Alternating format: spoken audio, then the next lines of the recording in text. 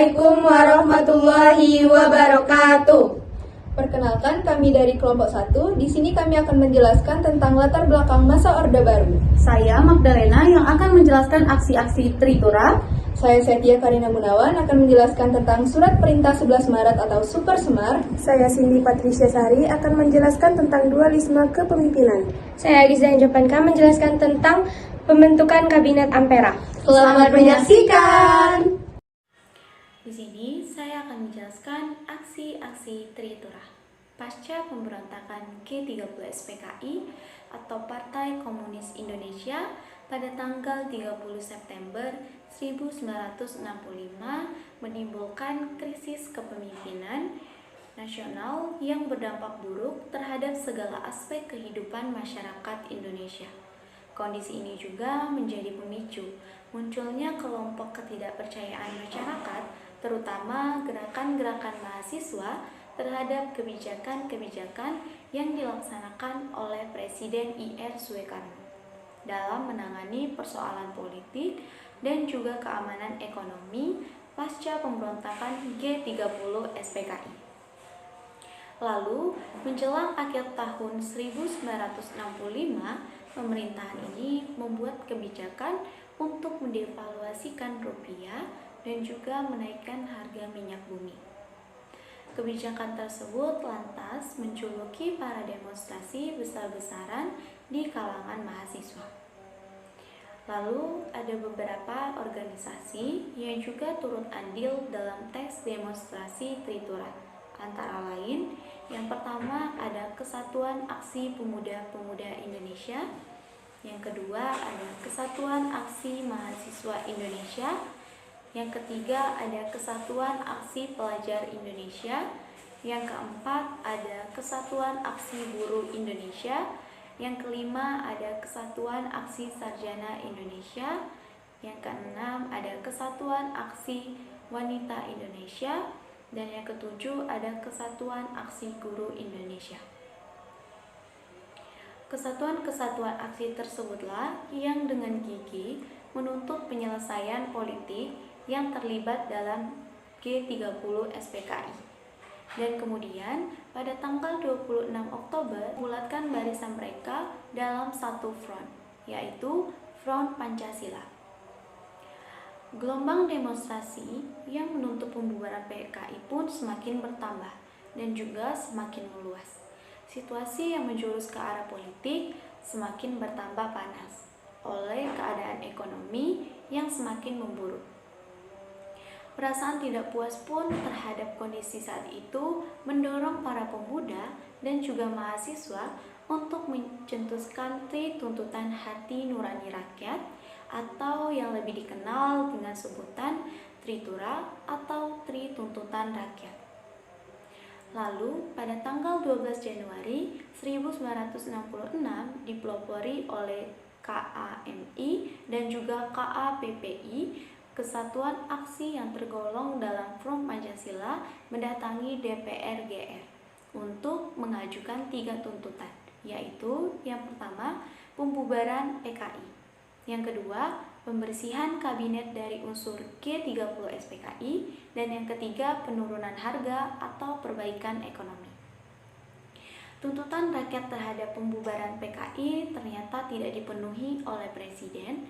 Untuk mengenakan hati rakyat pun, Presiden Soekarno ini mengadakan perubahan kabinet, yaitu Kabinet Dwi Korah menjadi Kabinet 100 Menteri, yang ternyata juga belum memuaskan hati rakyat, karena di dalamnya masih terlibat tokoh-tokoh dalam peristiwa G30 SPKI.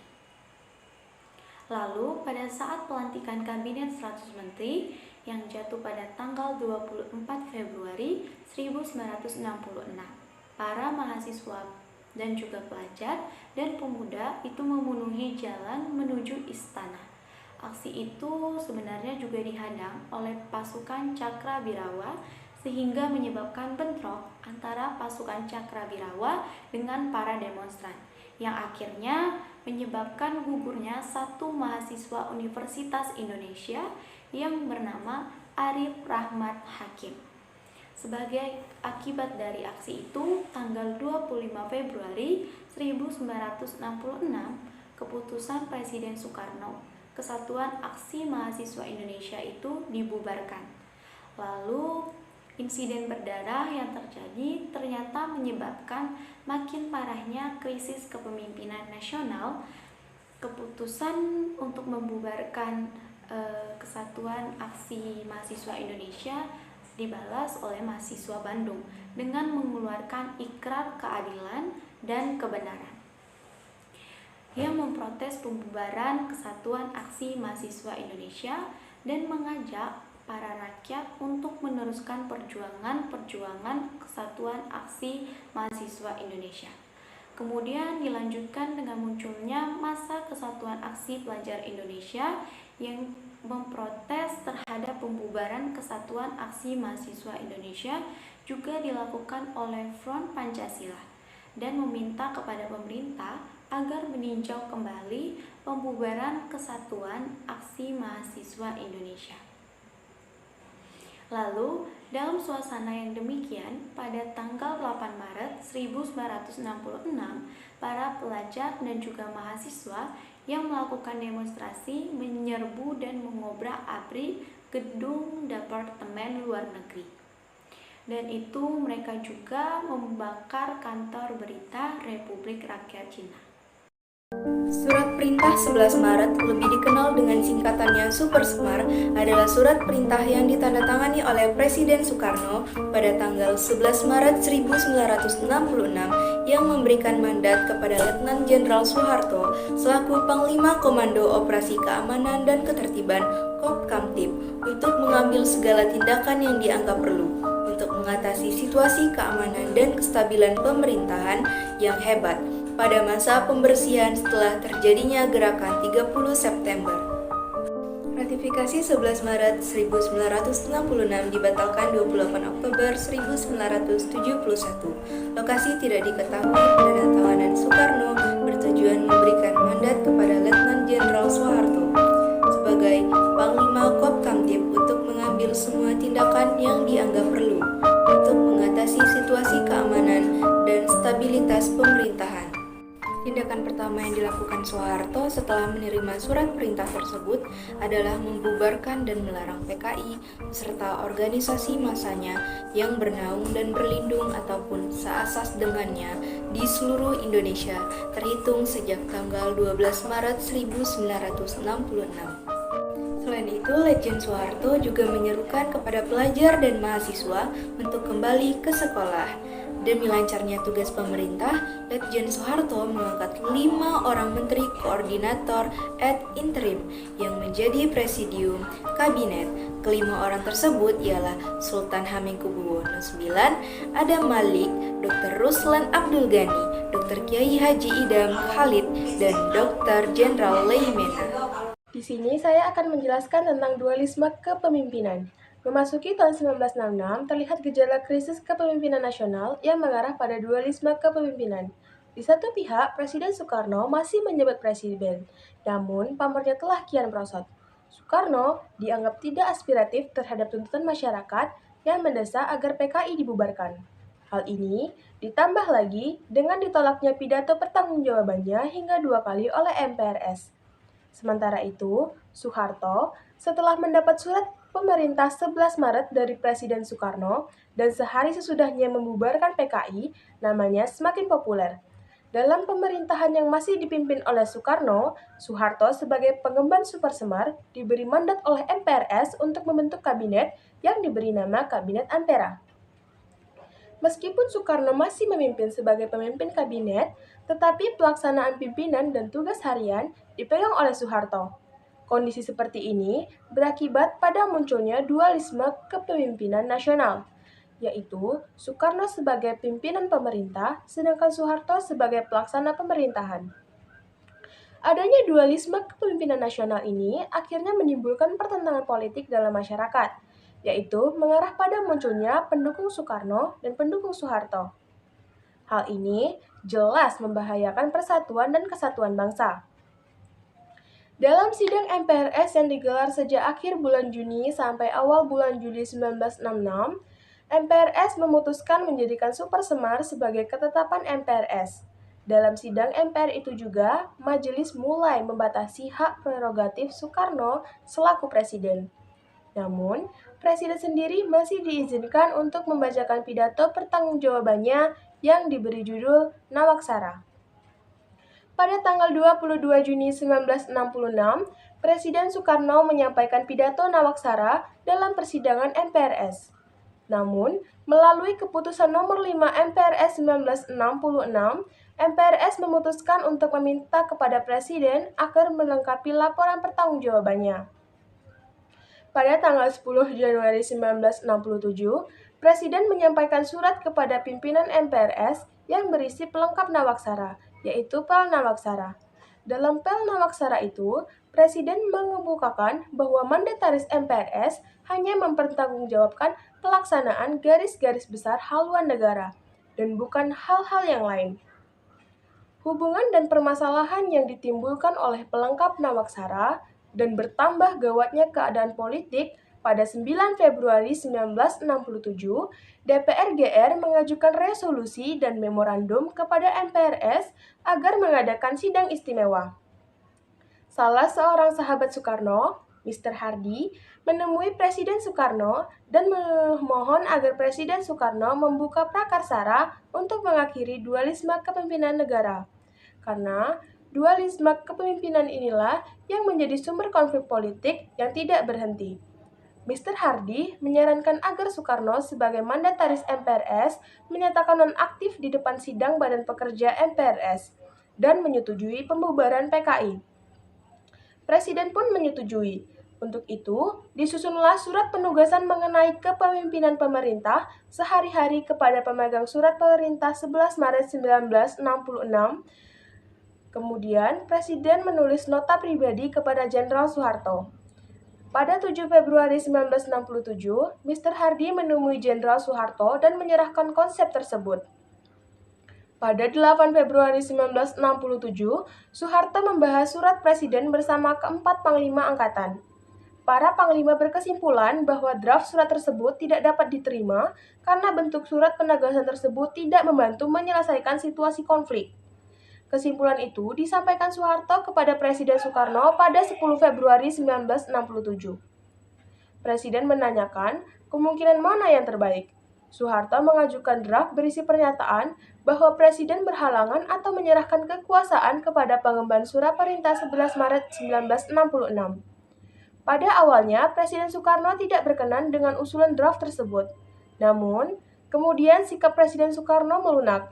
Ia memerintahkan agar Soeharto beserta Panglima Angkatan berkumpul di Bogor pada hari Minggu tanggal 19 Februari 1967. Presiden menyetujui draft yang dibuat.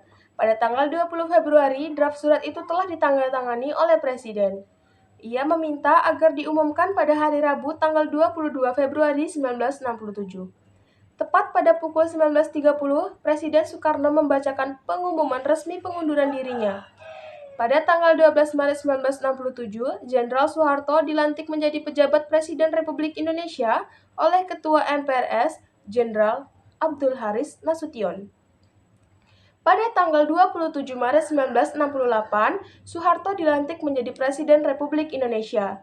Melalui ketetapan MPRS 1968, Jenderal Soeharto dikukuhkan sebagai Presiden Republik Indonesia. Pengukuhan tersebut menandai berakhirnya dualisme kepemimpinan nasional dan dimulainya pemerintahan Orde Baru. MPRA adalah Kabinet Pemerintahan Indonesia di bawah kepemimpinan Presiden Soekarno yang dibentuk pada tanggal 25 Juli tahun 1966 dan memulai masa tugasnya itu pada tanggal 28 Juli pada tahun 1966 sampai dengan 11 Oktober tahun 1967. Kabinet ini dibentuk sebagai realisasi daripada ketetapan MPRS nomor 13 atau MPRS tahun 1966 yang menugaskan kepada Jenderal Soeharto sebagai pengembangan ketetapan MPRS tersebut untuk segera membentuk Kabinet Ampera sendiri. Tugas pokok Kabinet Ampera ialah Dwi Dharma, yaitu untuk menciptakan kestabilan sosial politik dan menciptakan kestabilan sosial ekonomi. Program Kabinet Ampera sendiri atau bisa disebut itu catur karya, yaitu untuk memperbaiki kehidupan rakyat, terutama di bidang sandang dan pangan, terus untuk melaksanakan pemilihan umum dalam batas waktu yang seperti dicantumkan dalam ketetapan MPRS sendiri, dan melaksanakan politik luar negeri yang bebas dan aktif untuk kepentingan nasional dengan ketetapan MPRS. Selanjutnya itu untuk melanjutkan perjuangan anti-imperialisme dan kolonialisme dalam segala bentuk dan manifestasinya. Pada tanggal 12 Maret tahun 1967, Presiden Soekarno diberhentikan dan dicabut sebagai Presiden RI oleh MPRS, sehingga sejak saat itu kabinet tersebut dilanjutkan secara langsung oleh Ketua Presidium Kabinet Ampera.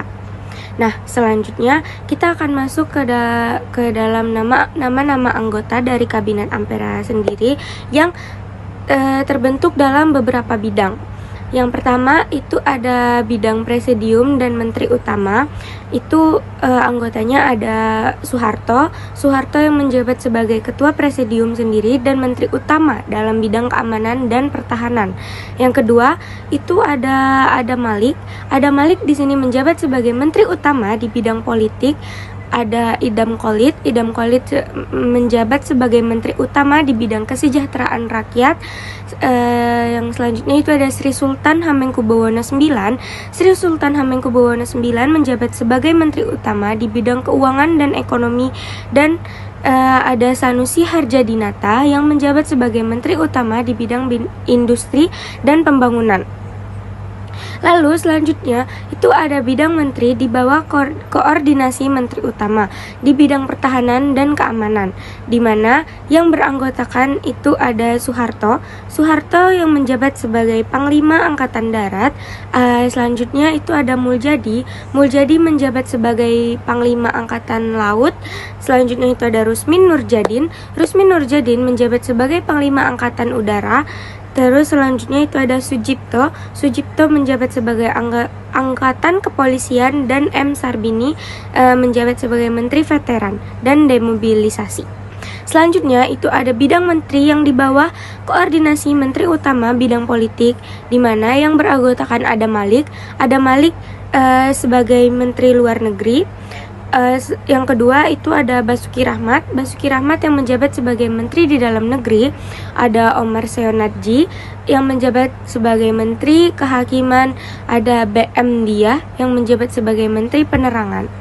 Selanjutnya bidang selanjutnya itu adalah bidang menteri yang di bawah koordinasi menteri utama di bidang kesejahteraan rakyat, yang dimana yang beranggotakan Sarino Mangunpranoto. Sarino menjabat sebagai Menteri Pendidikan dan Kebudayaan. Ada Saifuddin Zukri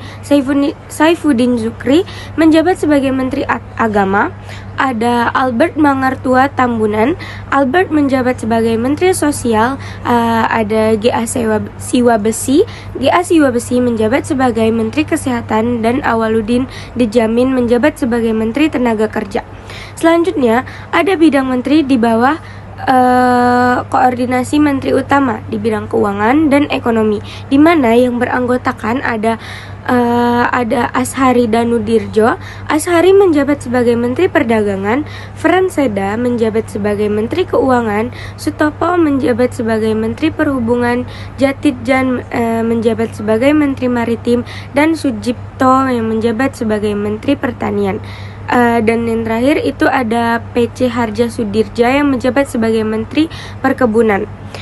Bidang terakhir itu ada bidang yang menteri di bawah koordinasi menteri utama di bidang industri dan pembangunan. Yang di mana yang beranggotakan yang pertama itu ada M. Yusuf. M. Yusuf menjabat sebagai Menteri Perindustrian, Dasar Ringan dan Tenaga. Yang kedua itu ada Muhammad Sanusi yang menjabat sebagai Menteri Perindustrian Tekstil dan Kerajinan.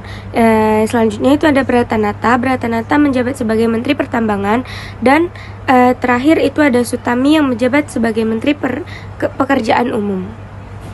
Terima kasih. Itu tadi penjelasan materi dari kelompok kami. Terima kasih sudah menyaksikan. Assalamualaikum warahmatullahi wabarakatuh.